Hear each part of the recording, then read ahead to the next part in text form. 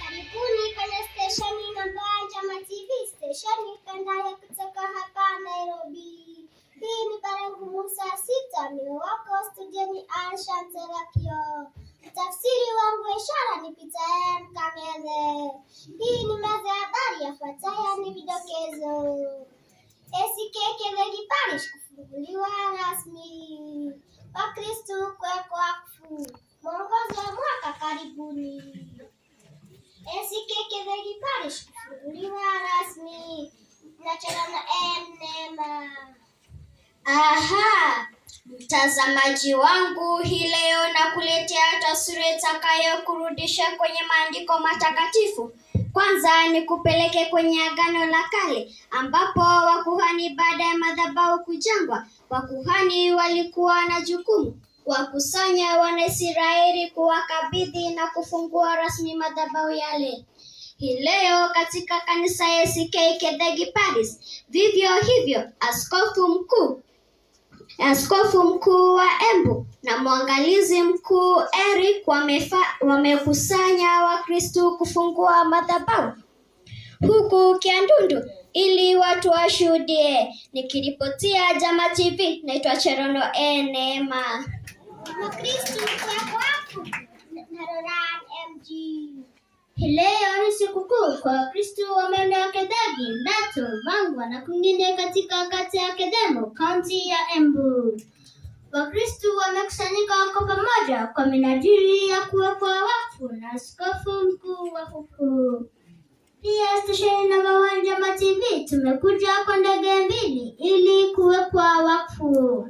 Nikiripotia Njama TV, naitwa Roran MG.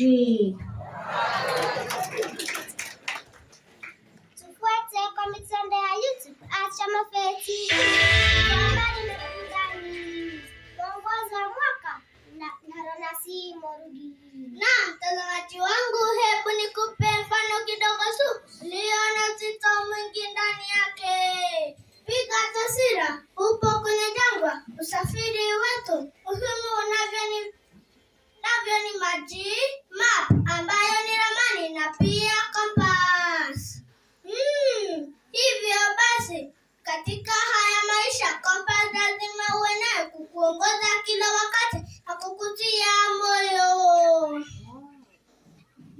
Kanisa la ACK Kithegi Parish limetupa mwongozo uliopo katika kitabu cha Wafilipi 4 mstari wa 13. Hivyo basi sioni haja ya Mkristo kujishika tama kwa tatizo lolote lile. Ukishika andiko lile, weke moyoni kila wakati. Hiyo ndio kompasi ya mwaka. Nikiripotia station namba 1 Njama TV, naitwa Ronasi Morugi.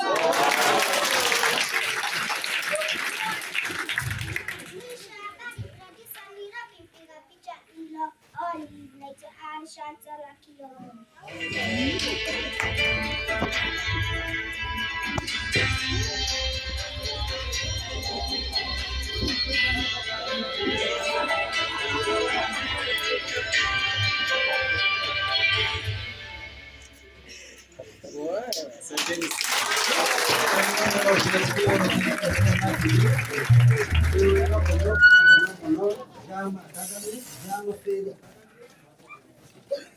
Dia dulu semua tadi dia kama apa di sini? Oh, dia apa di?